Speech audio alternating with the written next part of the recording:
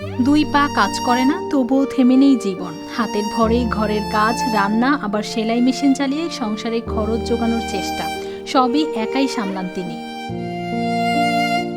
পঞ্চগড় সদর উপজেলার শিকারপুর গ্রামের ৩৭ বছর বয়সী আরজিনা জন্ম থেকেই দুই পা অকেজো, তবুও নিজের মতো করে বাঁচার চেষ্টা চালিয়ে যাচ্ছেন। হাতের উপর ভর দিয়ে চলাফেরা করে বাড়ির সব কাজ করেন, পাশাপাশি সেলাই করে কিছু আয় করতেন। সেই আয় দিয়েই চলত সংসার আর দুই সন্তানের পড়ালেখা।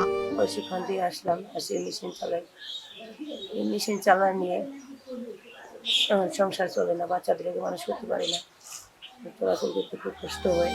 দুই ছেলে মেয়ে, তাদের মানুষ করাই ছিল তার স্বপ্ন, কিন্তু শারীরিক সমস্যার কারণে এখন আগের মতো করতে পারেন না কাজ।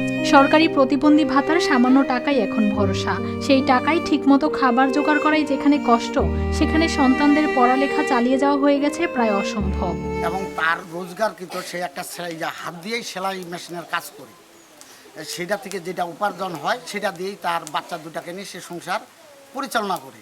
কিন্তু দেখা গেছে আগে যেভাবে তার রোজগার হইতো, এখন রোজগারটা তার অনেক কমে গেছে।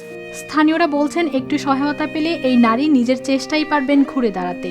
পা দুইটা খুব প্রতিবন্ধী অবস্থায় আছে এবং হাত একটি অচল। এই অবস্থায় সংসারে তার যে অবস্থা, খুব কষ্টদায়কভাবে সে জীবনযাপন করে, অনেক কষ্টদায়ক। সরকারের পক্ষ থেকে যদি ওনাকে কিছু হেল্প করা হয়, আমার মনে হয় যে এই মহিলার অনেক উপকৃত হবে আর কি। ইউনিয়ন পরিষদের পক্ষ থেকেও তার জন্য সহায়তার প্রয়োজনীয়তার কথা জানানো হয়েছে। এই পরিবারটি খুব অসহায় হয়ে গেছে বর্তমান। আমরা সকলে মিলে যদি একটু হেল্প করি, এবং দেশবাসীর প্রতি আমার আহ্বান যেন এই পরিবারটিকে একটু সবাই লক্ষ্য দিই, পরিবারটিকে একটু যেন গুছায় একটু উঠা যায়। একটু সহায়তা পেলেই আবারও ঘুরে দাঁড়াতে পারবেন, এই আশাতেই দিন কাটছে আরজিনা আক্তারের।